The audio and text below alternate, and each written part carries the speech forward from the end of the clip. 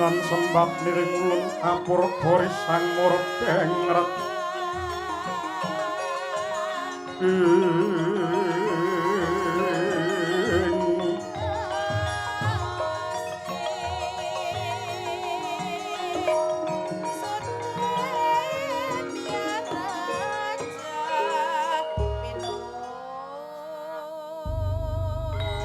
sahanane kang yan kanang sidhing dasih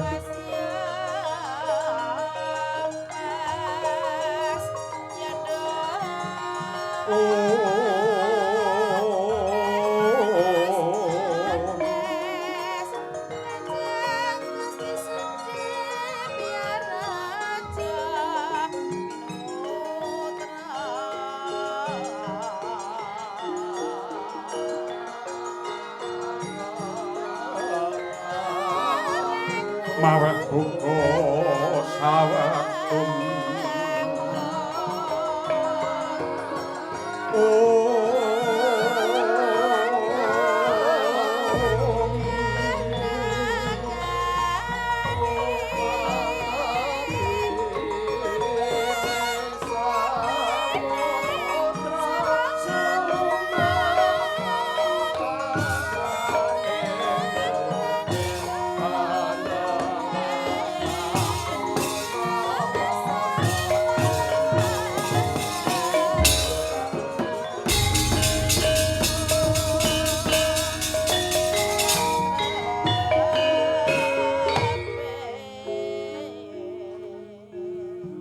kanthi angling gumurda sarata memuji syukur mring Gusti ingkang Maha Luhur. Hormat salam kunjuk mring utusane pangeran kang pungkasan mring hayu rahayu sagung tumitah ing donya prapteng delahan.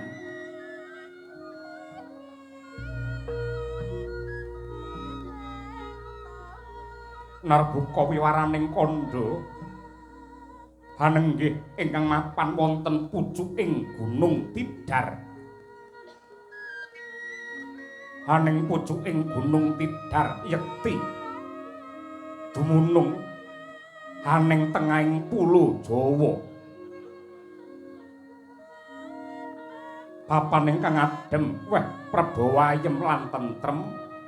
Tetanduran ijo royo-royo tuhu asri angklam-lami dadya sengsem ingkang samya tuminggal.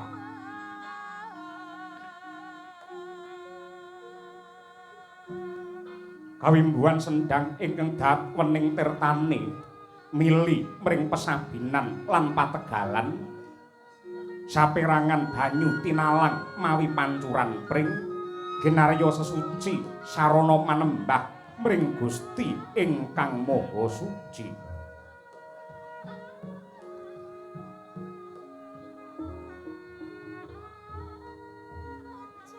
Dalan-dalan ingkang minggah ing Hadaka tinata peni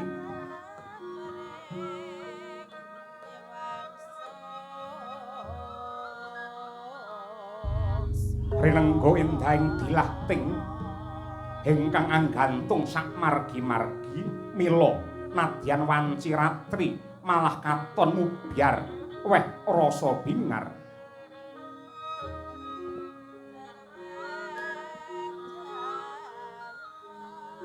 Wisma-wisma nadyan ta prasaja nanging resik lan tumata.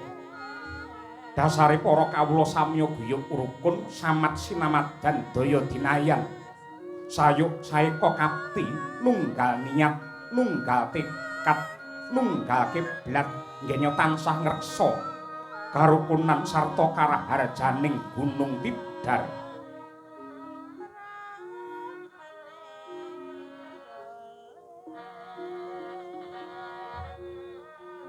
Ing mangsa tandur para kawula sami tabri nggenya ngolah siti. Dene wanci panen samya muji syukur mring Ilahi kanthi anggelar budaya seni ingkang ngresepke ati kang tetela dadi punjering jati diri.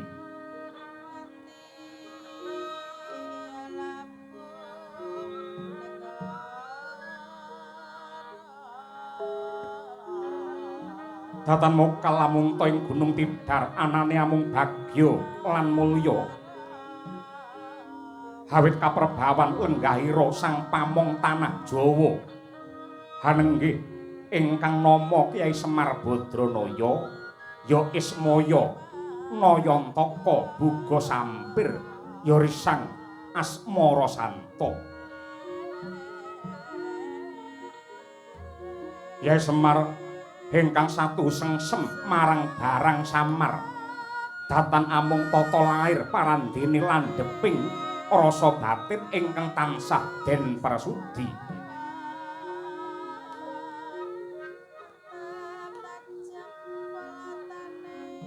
Nalika ing mangke Kyai Badranaya kepanlenggah ing pendopo padepokan gadhep ingkang putra tetiga nenggih Ki Lurah Garing Petruk miwah Ki Bagong.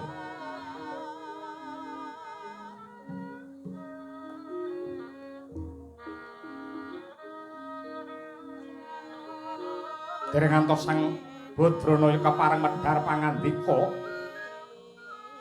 kedadak katungka pratane pendhita ing Kendali Sada ing Uni Gembong Swelagiri Senopati Agung ing Pancawati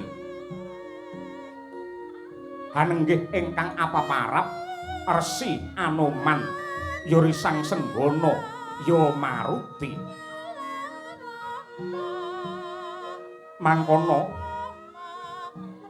Resi Anoman sigra manembah manguswapada angaji-aji marang nenggih Kyai Semar Badranaya.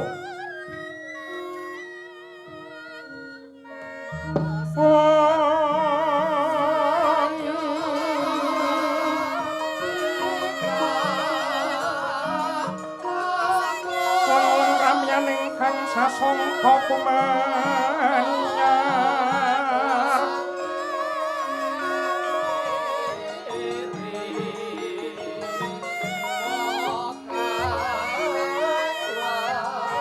mangrengga rumeng puri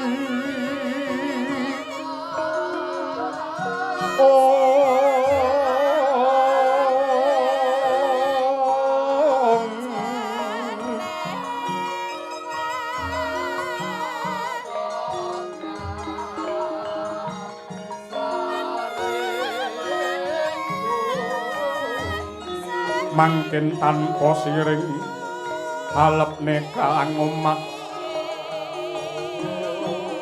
maslir murubing langit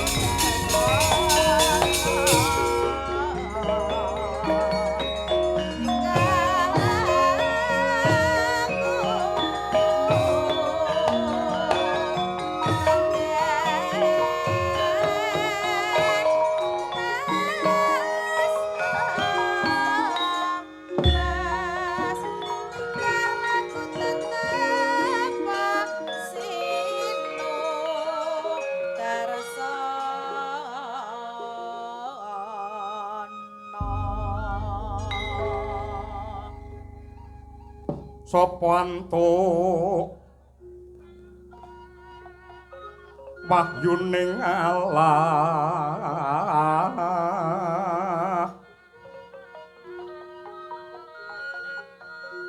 kya tumilah mangolah ngelmu bangkit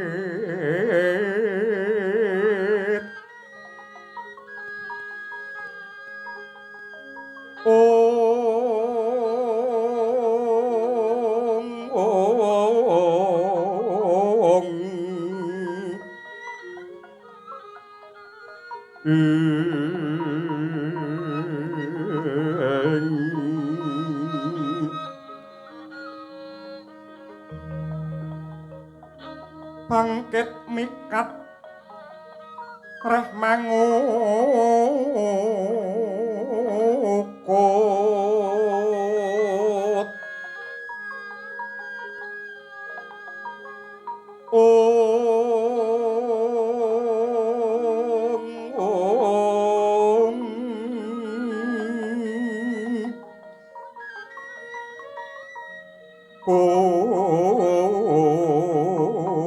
kutaning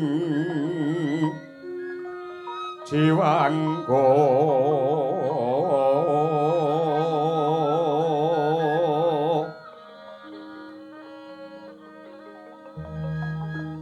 kang mangkono patut sinebut wong sepuh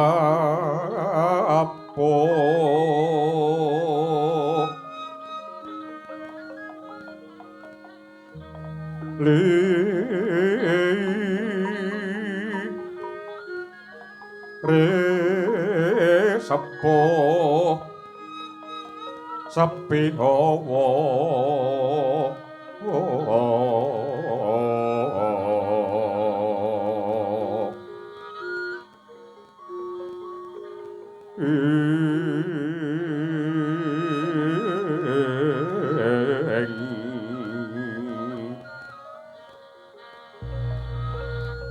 awas rorone ngatunggil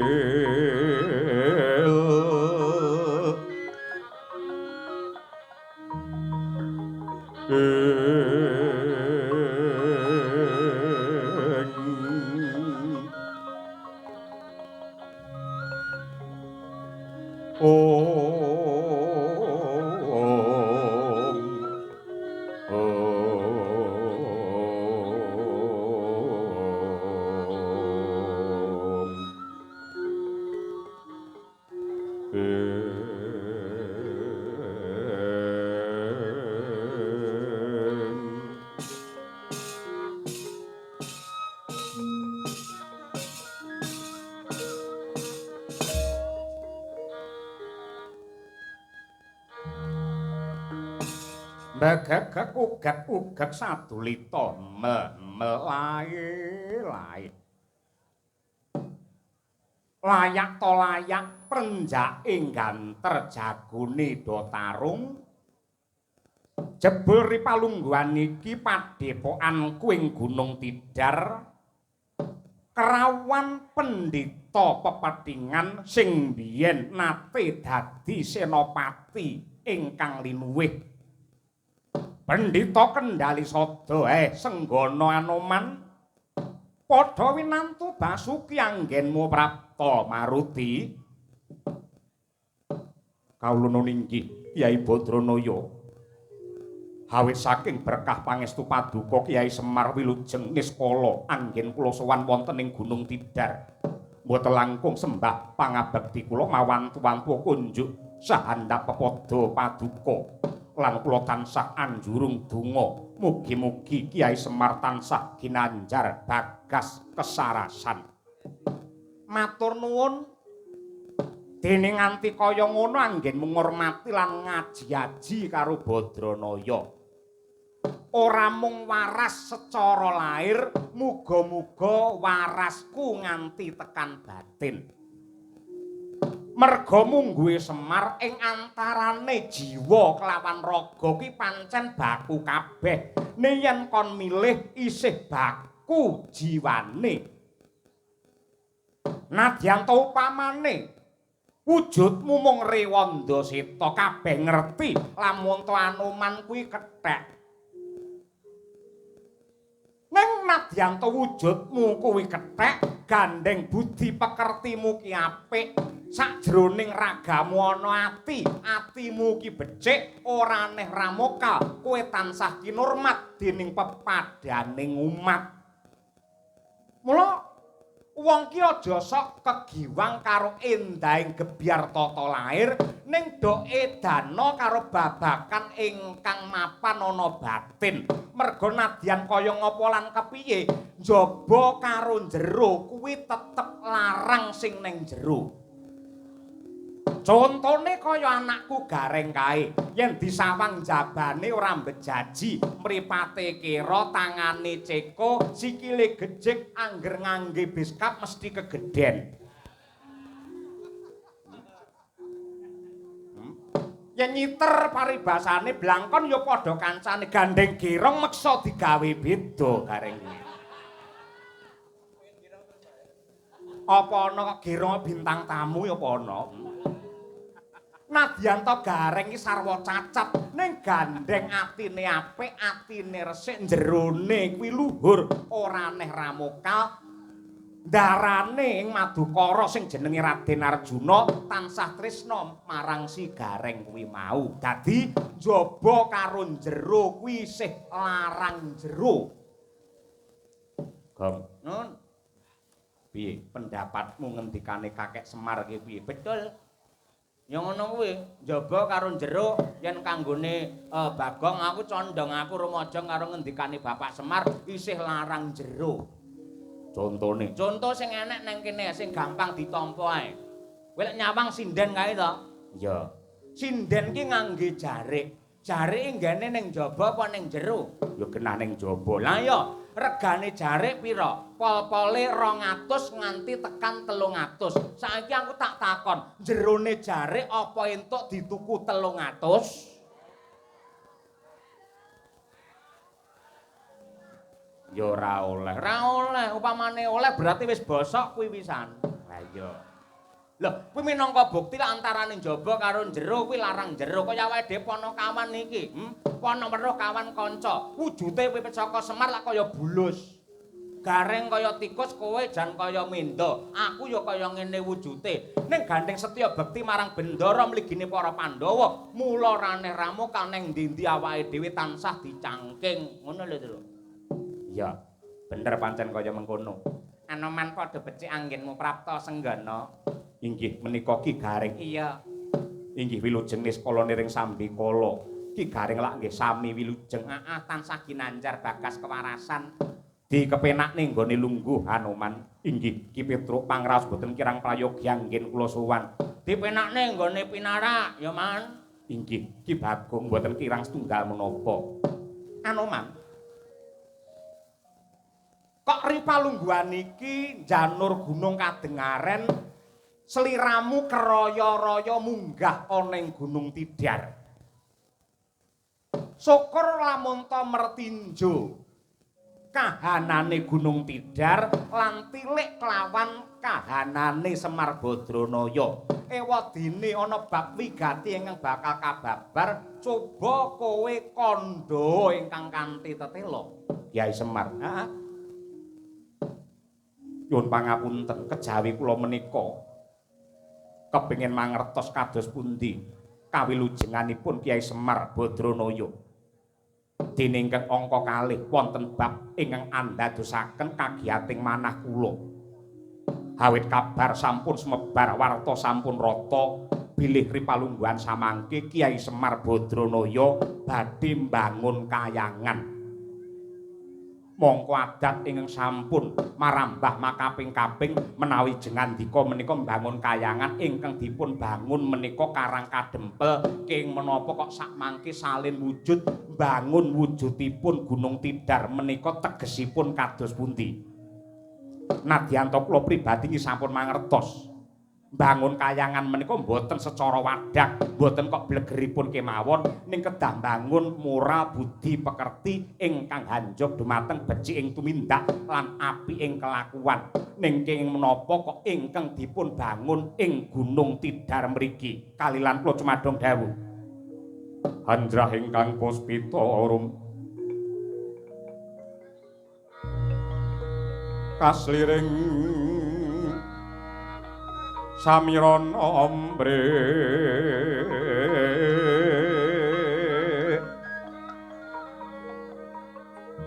kemah ripah lo jinawi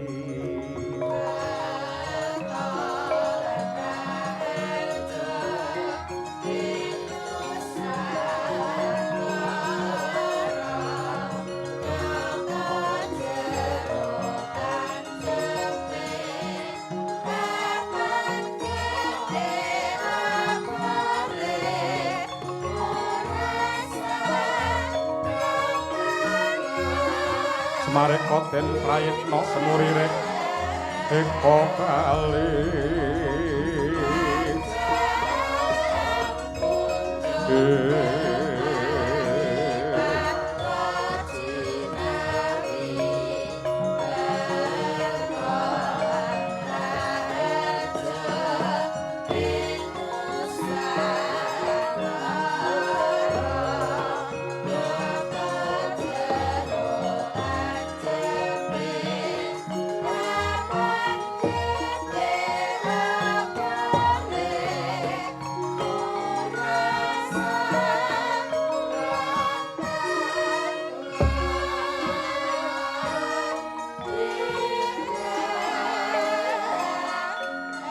Senggana kawula nyuwun wonten timbalan ngadhawuh Kyai Badranaya. Wong takon kuwi adile mung diwangsuli. Anggonmu ndangu kelawan Badranaya, kenapa lek mbangun kok ora ning Karang Kadempel? Lho, kowe apa ora bosen aku mbangun Karang Kadempel wis ping 1000. Ya genti nggon, saiki mapan ana ning Gunung Tidar. Ngopo to sebabe sing tak pilih kok Gunung Tidar?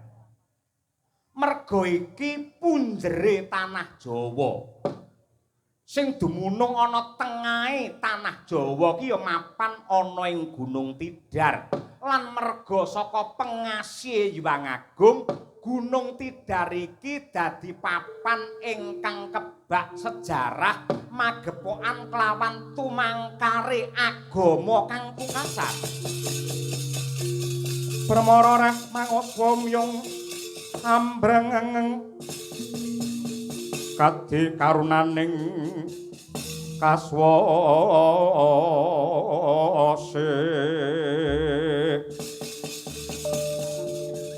aning marga memalatkung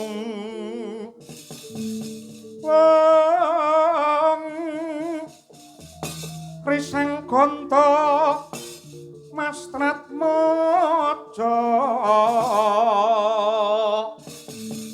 leng-leng lalu hangulati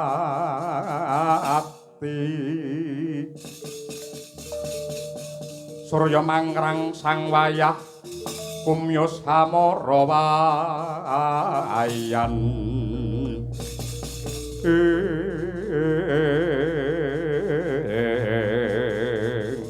aduh Kyai Badranaya saya bingung raos sing manah kula anggerba ing dados pangandika paduka.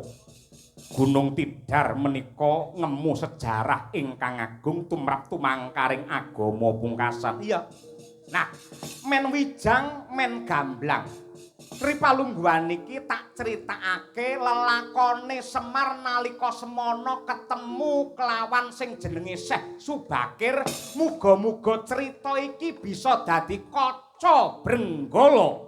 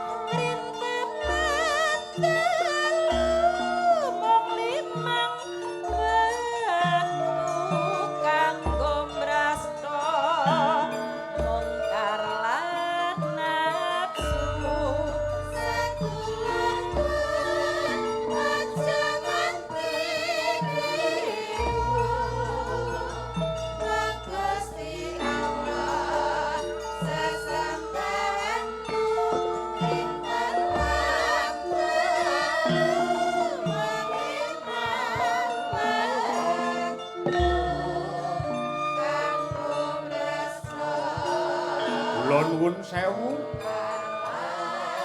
Wonten piyayi ingkang kepareng minggah wonten ing Gunung Tidar mriki.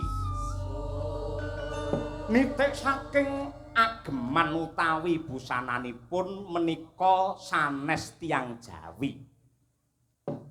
Kalilan kula pun ismaya nderek tepang gladi wanuh jengandika menika sinten Kisana? Nuwun sewu Kyai Ismaya. Dipun tepangaken nami kula Syekh Subakir utawi jangkepipun Sayyid Samsudin Al-Bakir saking negari Ngerum Tanah Busroh. Tanah Busroh menika pundi?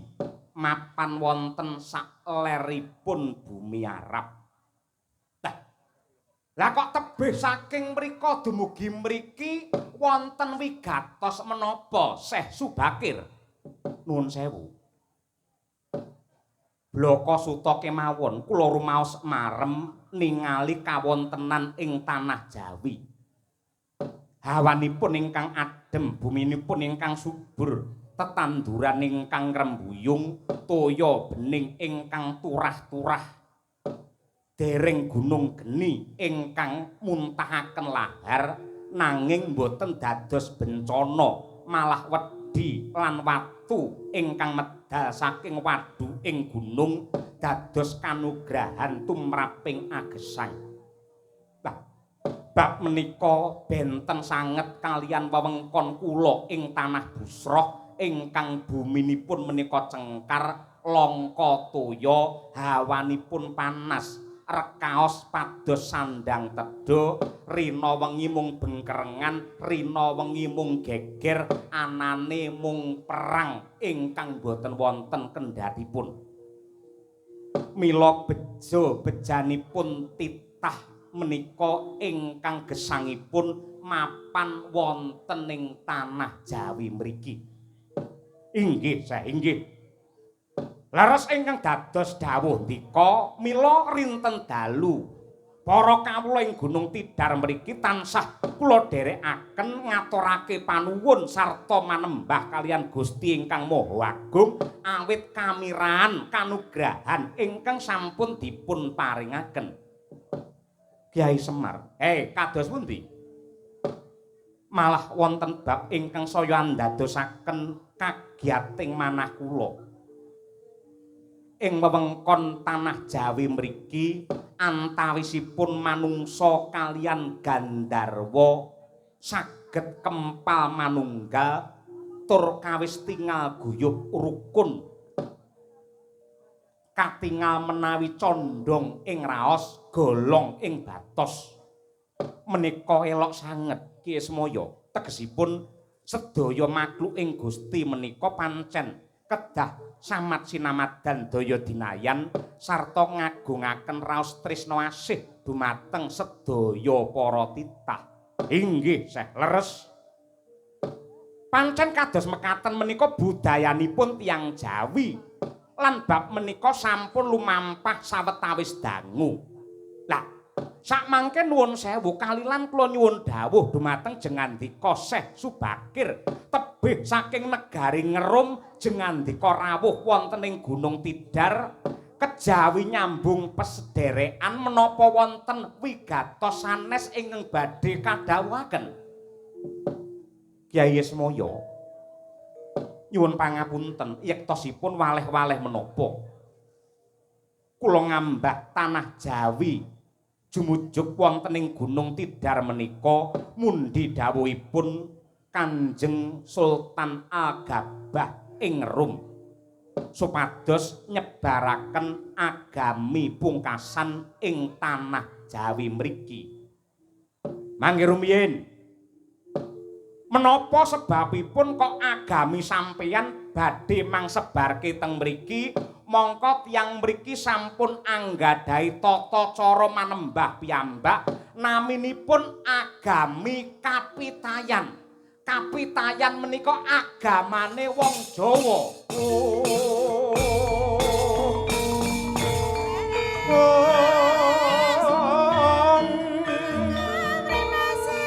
lenging griya mangu-mangu manguntung kanduan rimang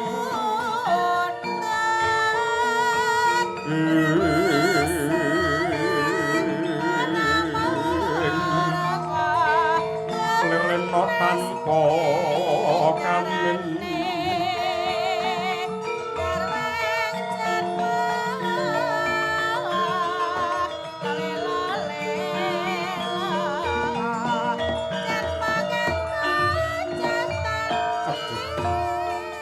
Nun sewu Kyai Semar. Menapa dipun keparengaken kula nyuwun katrangan bab agami tanah Jawi ingkang naminipun Kapitayan. Nun sewu. Kapitayan menika menapa lan cara manembah utawi sembahyangipun kados pundi, Yai? Syekh Subakir wonten dawuh. Wong Jawa niku sampun gadah kapitayan lan tata carane sungkem kaliyan Gusti. Papan sembahyangipun naminipun sanggar. Sinebut sanggar nglereke wanci dados langgar. Dene cak-cakane sembahyang menika dipun perang dados gangsal. Sepisan tulajeg menika tegesipun ngadeg utawi jumeneng kanthi tangan kalih dipun inggahaken pener nggen kuping lan ngrawuhaken ngagungaken asmanipun pangeran saklebeting raos pangraose menungsa. Dene rukun ingkang angka kalih nenggih swadikep sakwuse pangeran tetunggalan kalian atine menungsa banjur tangan loro dipun papanaken ing dada pener nggen ati. Rukun ingkang angka 3 naminipun tungkul. Tungkul menika tegesipun bungkuk nyawang wonten ing bumi. Rukun ingkang angka 4 tulampak. Tulampak menika tegesipun lungguh timpuh. Dene ingkang angka gangsal ingkang pungkasan naminipun tondhem. Tondhem menika tegesipun patrape nemplekake bathuk wonten ing bumi lajeng ngluhuraken agunging Gusti ngandhapaken golongane menungsa utawi kaprahipun dipun sebut sujud.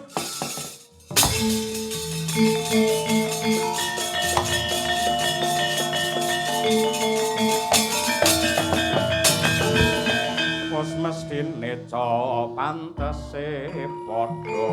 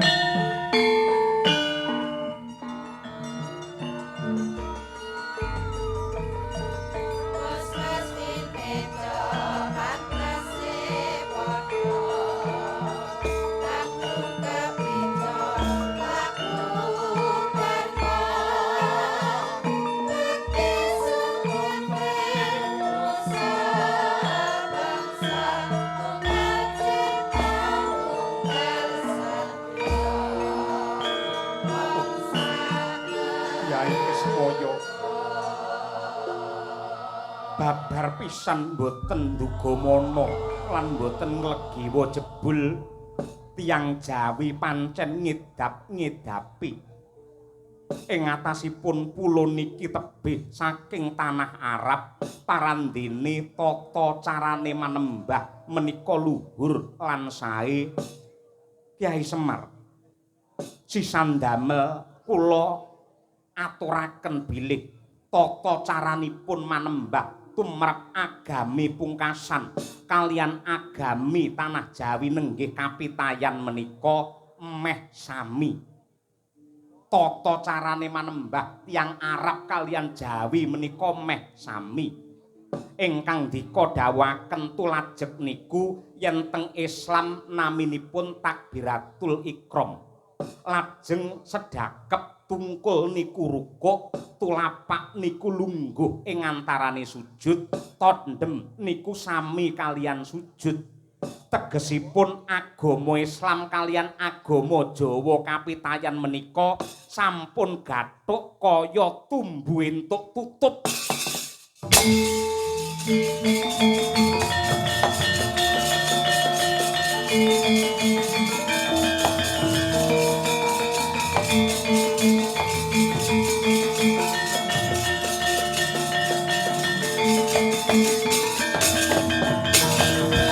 Raden Sayid ya tumandang mung lempung bang ingkang kinarya matri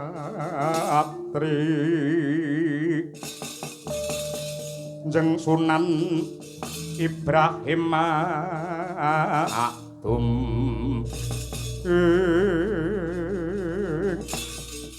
Eca nggih nyuwi mbawacana nenggih Kyai Semar Badranaya miwah Sang Syekh Subakir. Ora kaya ingkang krembyah-krembyah mapan ana ning jaba sak gunung gedhene. Anenggih menika ta warnane Gandharwa Kala Sekti ya Gandharwa Sambegana. Mulat ana wong tanah moncom mlebu ing tanah Jawa. Mangkono andingkik nglarak dumateng Syekh Subakir.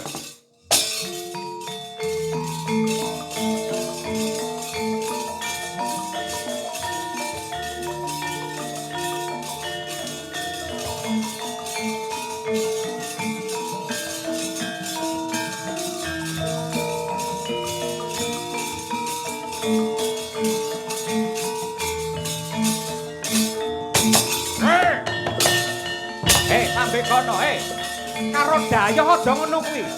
Sambegana.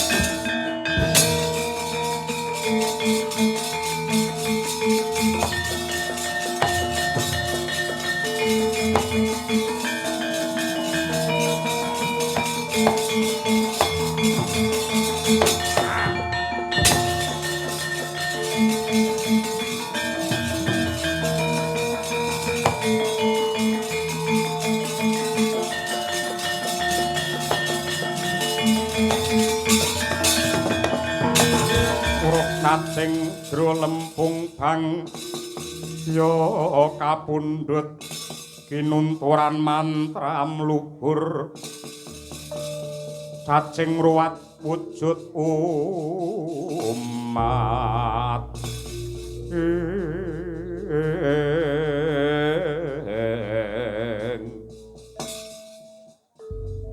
kowe sapa ambuh marang aku jenengku Syekh Subakir. Bakir. Syekh Subakir saka tanah Busroh. Kowe tak kandhani. Yen njaluk dawa umurmu kowe mulya ning bumi klairamu ngono. Kowe rasah ngurusi wong kene, urusana bangsamu sing rena wengi dolanan rudal kae. Kowe aja ngusik katentremane Gunung Tidar. Mangke rumiyin. Jengandika menika sinten? Oh, ladalah. Lek nom mripatmu jerengen gobokmu. Iki gendruwo sing nguwasani Gunung Tidar kene. Jenengku Kala Sekti ya Ki Sambegana. Kowe tak kandhani. Tanah Jawa kene wis dadi papan dununge para Gandharwa wiwit jaman Nama kuna. Lan saben gunung wis ana sing wasani ya kuwi ratune para Gandharwa. Gunung Tidar sing ngratoni ya kuwi aku Kala Sekti. Gunung Sindara sing ngratoni Kyai Maduretna. Gunung Sumbing Kyai Jalalela. Gunung Ngungkrungan Kyai Siddhamukti. Gunung Merbabu Ki Trapa. Gunung Kumbang Ki Bangsan. Gunung Kendheng Ki Aji Dipa. Gunung Merapi Ki Sapu Jagat, Gunung Lawu Ki Jalak, Gunung Kelut Ki Lembu Sura, Gunung Kembar dikuasani karo Bayan Widodo. Rungu kupingmu. Mula kang mangkono kowe aja sembrono ning tanah Jawa. Ora kurang 20.000 keluarga saka tanah Busroh nggonmu kono sing padha mati mergo arep ngganggu gawe wong Jawa. Pol-pole kuwi arepe nglarang wong anakake slametan, nglarang wong sing anakake wilujengan, kuwi arepe nglarang wong sing anakake bersih desa, nglarang wong wayangan. Ora ngerti pirang-pirang taun wayangan ning kene ya lagi iki. Arep kok larang pisan apa piye? Astagfirullahaladzim. Ngomong apa kowe? Duh. Kyai Kala Sekti. Kabengka dada kula kapendheta jantung kula. Babar pisan boten wonten ceceking manah badhe ngganggu damel katentreman ing tanah Jawi. Kula namung badhe nderek srawung lan nyuwun palilah nyebaraken agami pungkasan wonten ing mriki. Rasah. Kene wis duwe agama dhewe. Agama Hong Wilahing, ngerti ora? Rasah neka-neka, rasah kakean cangap kowe mulya ning negaramu. Nuwun sewu. Kula dereng marem manah kula menawi dereng pikantuk dawuh wangsulan saking Kyai Badranaya nekat njaluk dawa umurmu.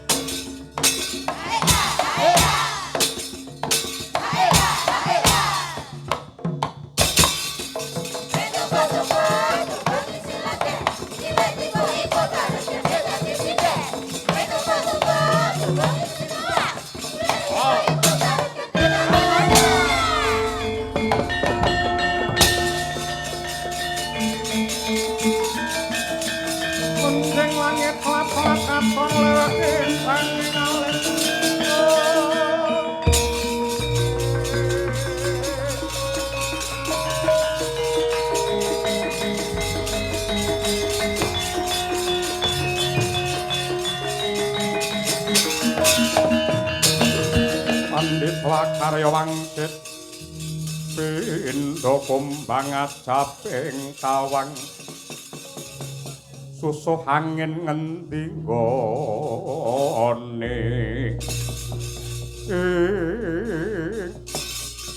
yektine Sang Syekh Subakir tresna marang pedamen lan kerukunan parandene saya ndadra nenggih kawengisane Sang Kala Sekti pramila sigra amundi ngasta wujudipun watu timpuru watu ingkang ulse ireng wis disebul japa mantra den dandhemaken ing anggane Kala Sekti ambyar dadi lebu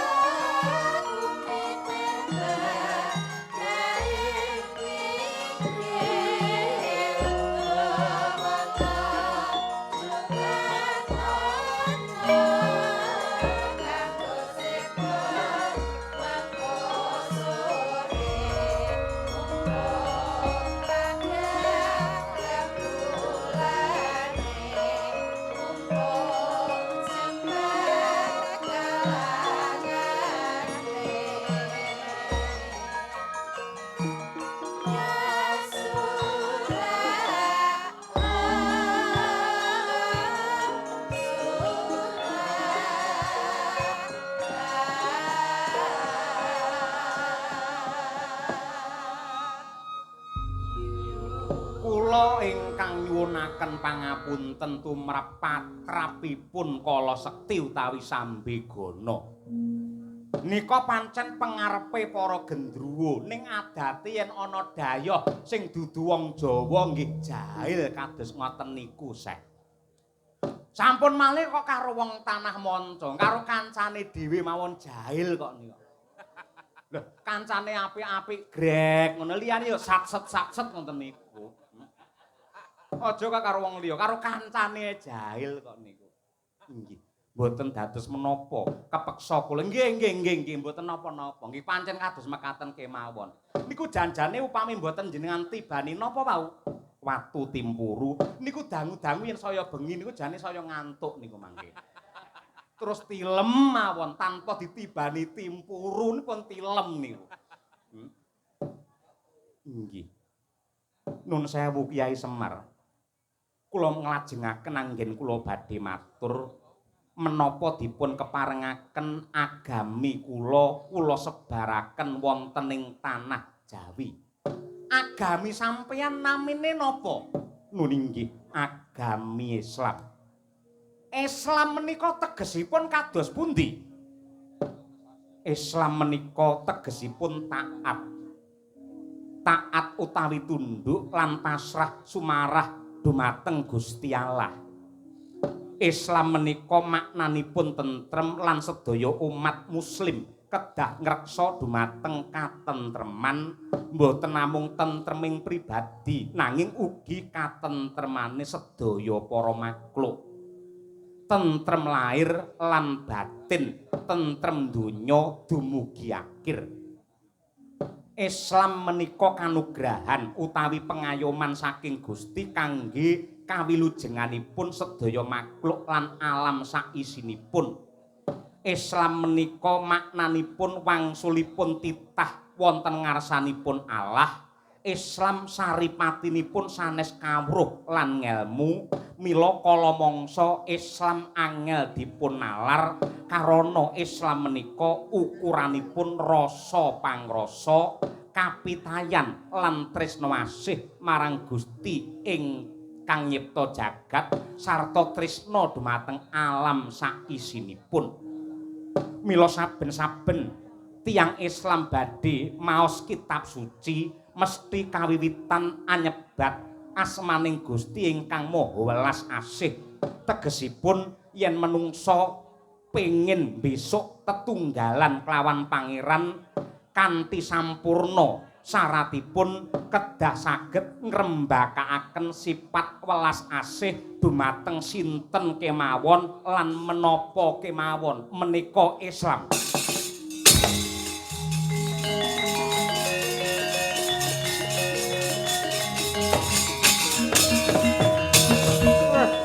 Megagak ugak sadulita meh. Kula niku wong sing tinarbuka, wong sing longgar manah kula, nggih. Sinten kemawon lan menapa kemawon agami ingkang mlebet wonten ing tanah Jawi monggo kemawon. Ning kula nyuwun nggih, Syekh. Sasampunipun agami pungkasan mangsebar teng tanah Jawa mriki wonten syarate. Syaratipun menapa? Ingkang sepisan aja meksa lan nggunakake kekuatan utawa nggunakake kekerasan supaya wong gelem mlebu wonten agama sampeyan. Angka 2, aja nganti ngelek-elek lan ngowahi tatananing adat budaya sing wis ana, merga ingkang sinebut seni budaya niku ugi kanugrahaning Gusti. Jenengan sanggup napa mboten? Inggih kula saged. Bagus menawi ngaten.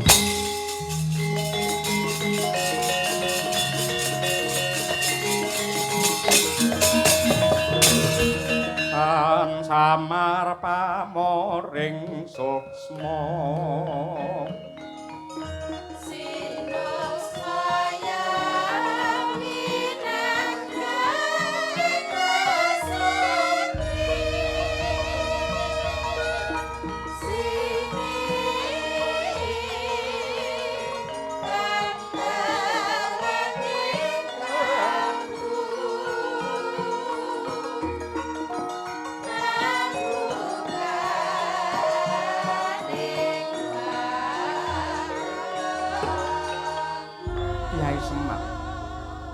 gandeng kula mangertos ing tanah Jawi menika kathah para Gandharwa ingkang ganggu damel dumateng menungsa. Kula nyuwun palilah badhe mendhem watu timpuru lan ugi nancepaken tombak Kiai Panjang utawi Kiai Sepanjang mapan wonten ing punjering tanah Jawi, mapan wonten ing Gunung Tidar mriki menapa dipun keparengaken. Monggo, Syekh. Yen watu timpuru badhe mangpendhem mriki kangge ngreksa yuwanane wong Jawa, monggo, lan badhe nancepaken tombak Kiai Sepanjang wonten pucuking Gunung Tidar, kula lila waton kabeh gelem dijak guyub rukun.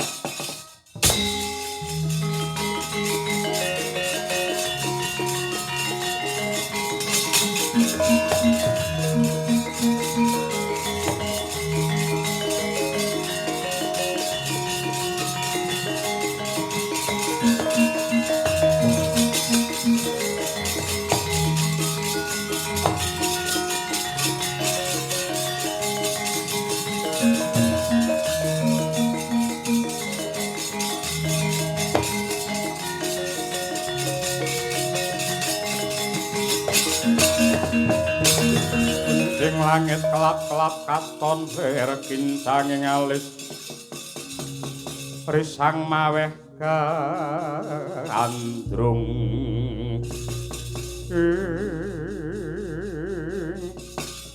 kejawi saking menika Kyai Semar menapa taksih dipun keparengaken menawi kula numbali tanah Jawi numbali pripun kula badhe tumut ngreksa rahayuning tanah Jawi lan lelampan menika sageta dados pengeling-eling.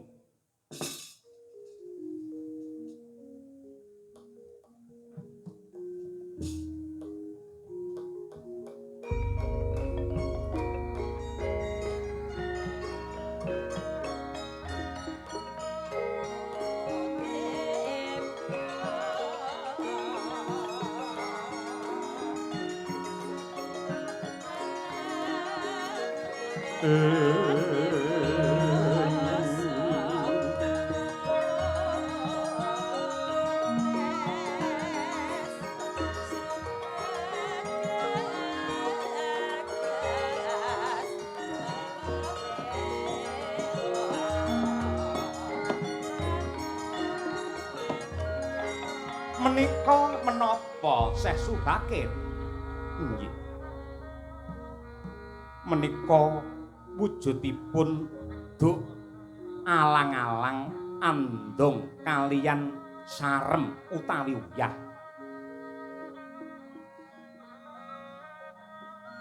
Menika badhe kula tanem wonten ing kiblat papat duk mapan wonten ing kidul kilen alang-alang kula tandur wonten ing lor kilen andong wonten ing lor wetan dene sarem wonten ing kidul wetan maknanipun duk menika tegesipun wektu duk semana lan sanes-sanesipun duk menika wektu alang-alang niku tegesipun alangan andong menika andunga sarem menika mlesete tembung dados marem menika pandonga tumraping piyayi ingkang mapan wonten ing mriki sedaya kanthi asesanti duk ana alangan andonga supaya atimu marem lan ayem.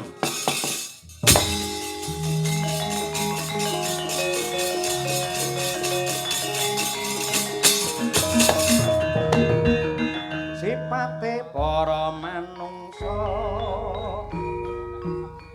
kamar ing kayon punika bacan kotek-kotek jago merah kabeh mau papat jroning manungsa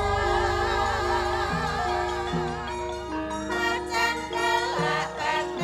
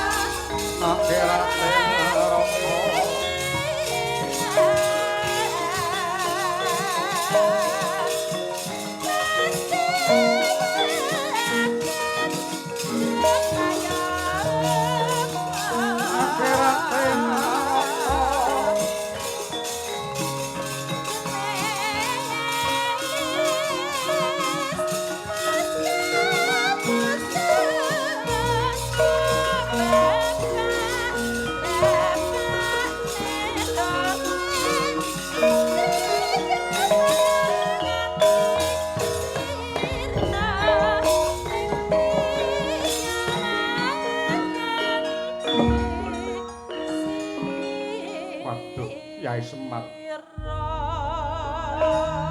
Babar pisan kula mboten ngertos bilih Gunung Tidar menika ngemu sejarah ingkang luhur kados mekaten tumrap tumangkaring agami pungkasan. Iya, mula sing tak bangun kene ora klampe sireng. Tur kowe ngerti apa ora? Njajal kowe yen dina malem Minggu ngono kowe ning ngereng-ngerenge Gunung Tidar. Kene iki dadi papan maksiat. Wong wedok ki cacahe ora mung atusan ewon, angger ngerti wong lanang mesti parikan. Dimar lampu pecah toronge, monggo mlebu mumpung kosong kamare ngoten niku. Lah aku dadi lurah tur lurah PJ, praya prihatin ngono kuwi. Aku ki mesake para bocah-bocah kene, angger ditakoni, "Le, omahmu ndi?" "Omah kula mriko." "Mriko pundi?" "Laladan ngendi?" "Laladan Kutha Riok." "Riok ngendi?" "Sukorejo." "Sukorejo endi?" "Dong Banteng." Mesti diguyu mesti. Mergo papan kene Ripalungguhan iki dadi papan pelanyan sing sak provinsi jarahe nomor 2, sing nomor 1 Ndoli mbiyen.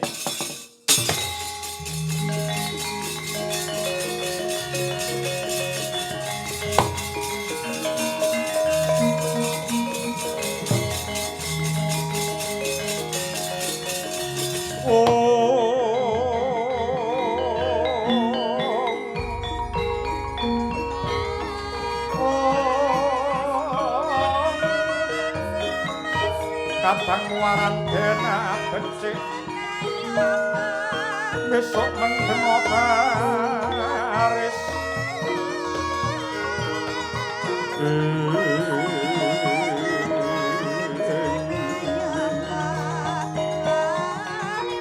baris prayitno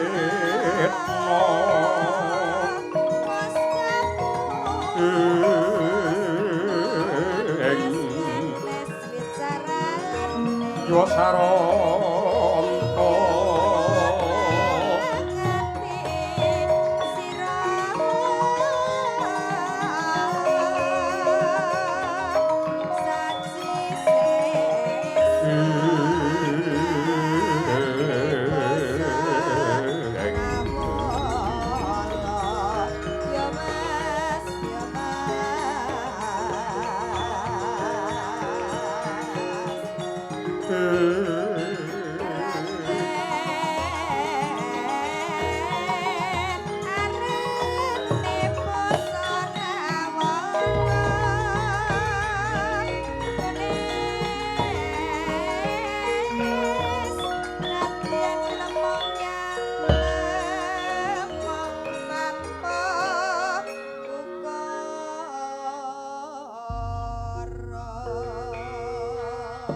arum arum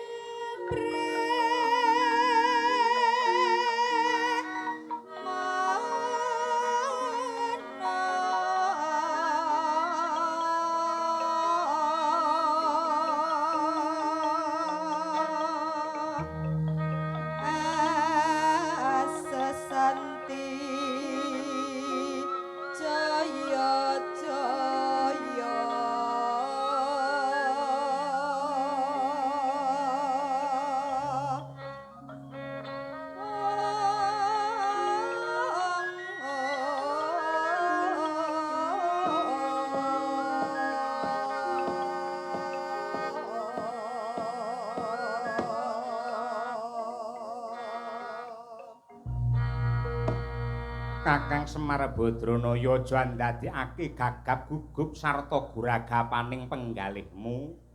Aku pepatih ngestina ing plasa Jenar Sengkuni ingkang prapta ana ing padepokanmu Gunung Tidar. Inggih Raden Patih, sarawipun kula ngaturaken sembah pangabekti mawantu-wantu kunjuk. Iya Semar ndak tampa gawe bombonging rasa. Raden Patih Harya Sengkuni kula ingkang abdi pun anoman ngaturaken sembah pangabekti. Iya senggana ndak tampa gawe bombonging rasa.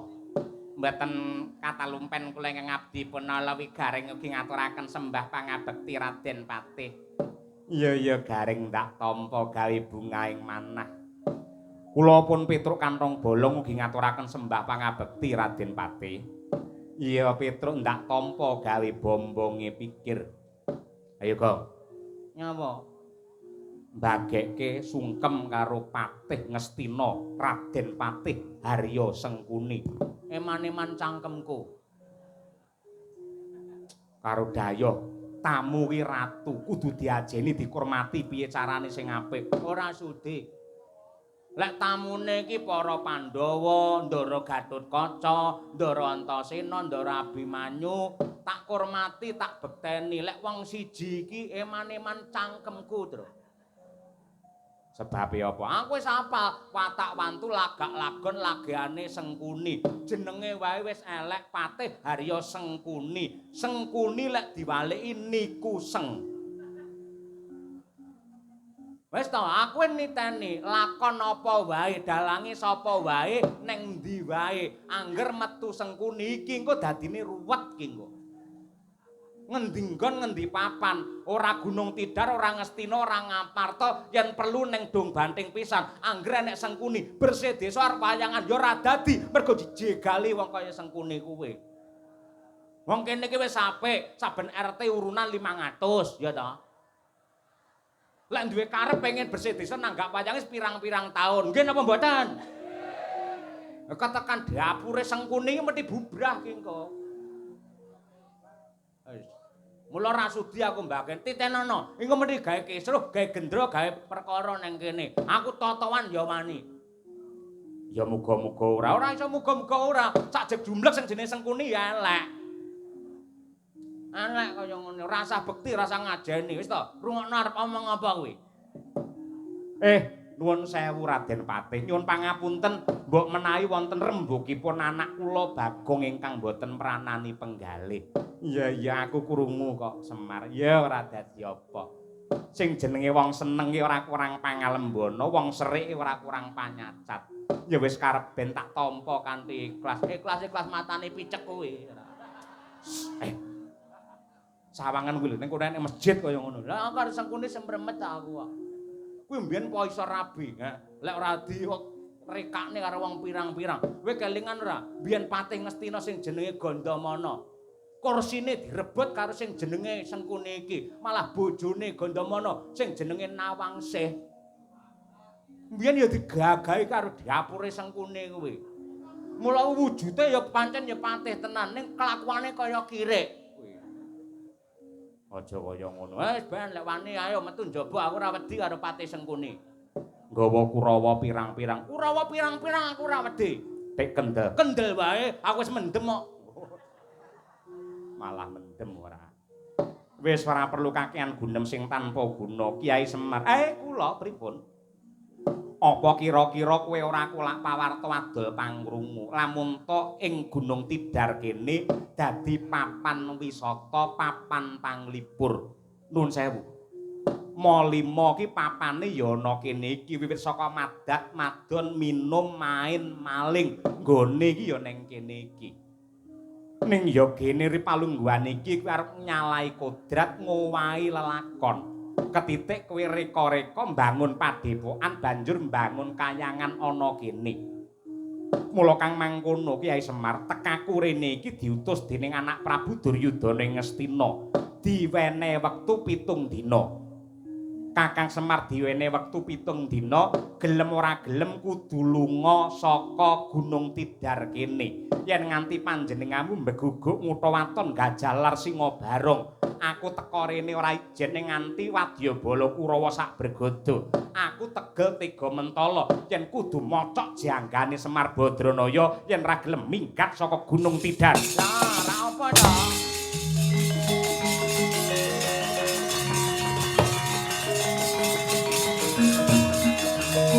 Mangka anggroso satunggalinmu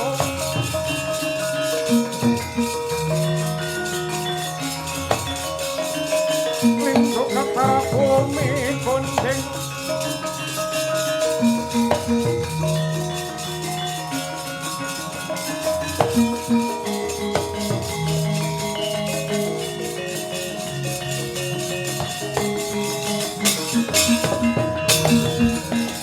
Rodo montap lireki netap Duka yayah sinipi jojo bang mawing wengis Netra kocak ngundar andir Idep nyomengolo cakra Praupan brabak branang Kaya kembang worawari Yen kasumeta marang seketeng murup dahanane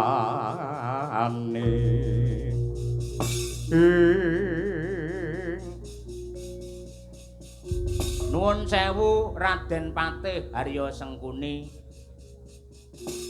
Yen ngendika cangkeme ditata ya. Ngapa Bagong aku ora rembukan karo kowe aku pitung karo bapakmu Semar Badranaya. Semari wong tuwa kok tuturi kok kandhane kok ancam ngono dhek ora ngerti mergo iki budheg ngerti ra? Iki wis ora krungu apa-apa. Aku dadi anake lanang, mula sing dadi wakile wong tuwa. Mangsuli apa kang dadi rembugmu? Aku sing rasane karo Petruk. Angger ngendi-nggen ngendi papan ketekan Sengkuni dadine Kesra, dadine ora rukun. Kenyataane kaya ngene iki. Sing maju dudu Semar, sing maju dudu Gareng, sing maju dudu Petruk. Ning iki mantan gremo saka Dong Banteng aku.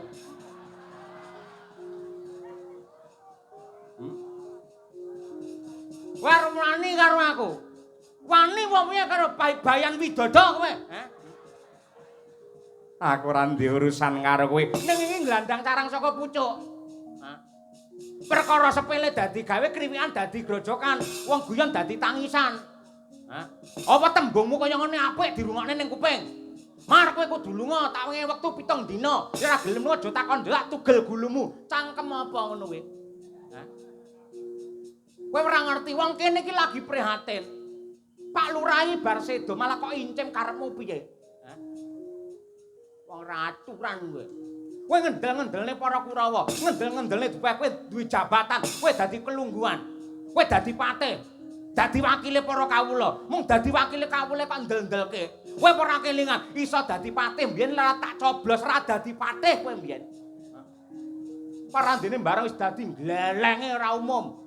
Mbiyen nalika nyalonake dadi patih, janji-janji terus. Aja kuwatir, Gong. Sok desamu tak bangun. Dalan ngarep omahmu ki tak aspal sing mulus kaya pipine prawan. Ning nganti saiki sawangan malah dadi kali lho. Kowe janji tanpa bukti. Mergo aku apal watake pejabat kaya kowe. Watake mung loro. Siji janji, loro ngapusi. Iya apa ora? Iya apa ora?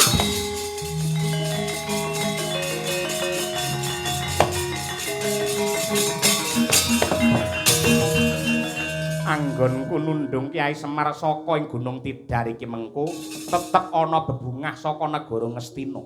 Sing tegese Kiai Semar mengko bakal diasake padepokan sing luwih becik, sing luwih endah, sing luwih bawira. Yen perlu wong Ngastina bakal mlebek wujute Raja Brana, bapakmu dadi wong sugih dadakan. Apa bapakku ki mendem karo kelungguhan, edan karo dhuwit ngono apa piye? Kowe ora kulak pawarta adol pangrungu, gelem sugih, gelem dadi wong terhormat. Semar wen biyen wis kajen keringan, merga ki sejatine dudu menungsa. Lah apa kewan? Ndasmu pecah. Iki dewa ngerti ra? Dewa Ngejawanta, kakange Bathara Guru. Kowe ora ngerti karo Sarasila? Sang Hyang Wenang dewa cilik kae. duwe anak sing jenenge Sang Hyang Tunggal. Sang Hyang Tunggal rabi karo Bathari Rakti, duwe anak 3. Sing nomor 1 jenenge Tejamaya. Sing nomor 3 jenenge Manikmaya, sing nomor 2 ya ning tengah iki sing jenenge Semar alias Iswahyudi, ngerti ra? Ismaya. Hah? Ismaya. Iswanto. Ismaya. Nyapa mung nyiter delok-elokne ora. Penyusup lho kuwi. Mune sing rak keprun diasmu ora. Wis saiki ngene wae. Sing kon ndel-ndeloke apamu? Lho, yen pancen kowe ra kena tak jak alus, aku kasar ya wani. Aku nggawa Kurawa. Apa yen kowe nggawa Kurawa, nggo gaman pirang-pirang aku wedi. Yen perang iki lupute lara ya mati. Apa kowe wani mati tenan? Mati aku ikhlas lahir batin. Sebabe apa nek wani mati? Timbangane urip ya dioyak-oyak kredit ae wae. Bongko mbok wis. Bendina dioyak karo Bank Mekar. Ayo. Ayo. Ripalunggane karepmu piye? Yen pancen ora kena ginawe becik. Oh, Bagong, Bagong, ora nganti kentong subuh klakon ilang nyawamu. Sapa sing dadi pangke ripalunggane? Dalek landewe.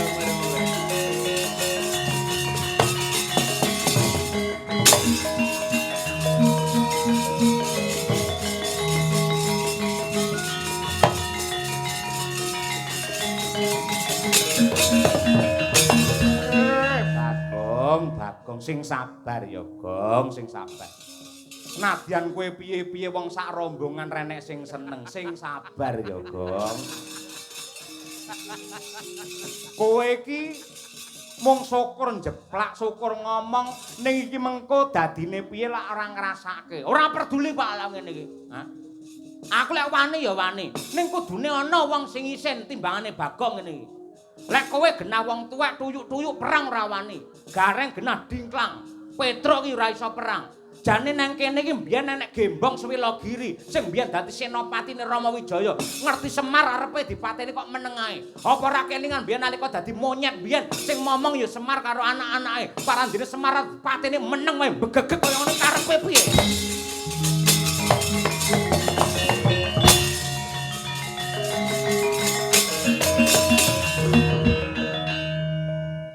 Cangkemmu elek men to, Bang. Wis suwi. Wis to. Kowe lek butuhmu njaluk tulung karo Ndara Anoman. Betul. Mbok sing apik Ndara Anoman, nika enten Kurawa kula nyuwun tulung jenengan rampungi angele muni ngono piye to? Aku ora telaten bangsa ngono-ngono kuwi. Lek ora tak sabeti, tak sabeti tak borgol, tak kei lilin, ora. Mumpung rumei. Ya. Ora trimo, wis ben kaya diseblak tembung ngono Anoman wis karben. Lek ra ngono ra cancut ra tumandang ngono. Sing baku aku ndukung karo Semar Badranaya. Nadyanto manut sejarah papan iki dadi papan planyan. Karo Semar dandani, Semar bangun kayangan dadine apik sak kabehe, kawulane tentrem rahayu, Basuki nering sambikala.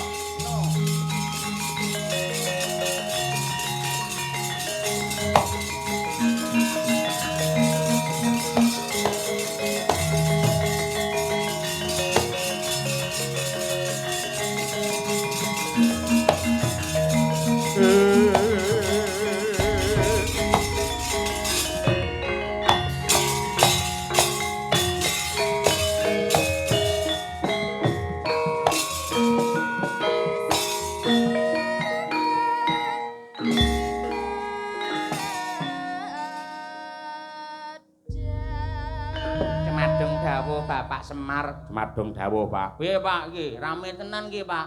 Iya, rame. Heeh. Kudu rame we dilunasike ndek ngenane ora rame piye. Gosik, aja ngono. Iki mengko bakale mesti dadine dredah bantah munggah panca bakah. Merga wong duwe gegayuhan sing luhur kuwi tanpa beda kaya wit sing gedhe lan dhuwur mesti saya banter angin sing bandang antrajan. Mula kang mangkono aku Ripalungguhan iki njaluk pamit tak mlebu ana ing sanggar pamujan meminta marang Sih nugrahane Hyang Agung. Magita muga-muga ing Gunung Tidar kalih saka Sambikala. Oh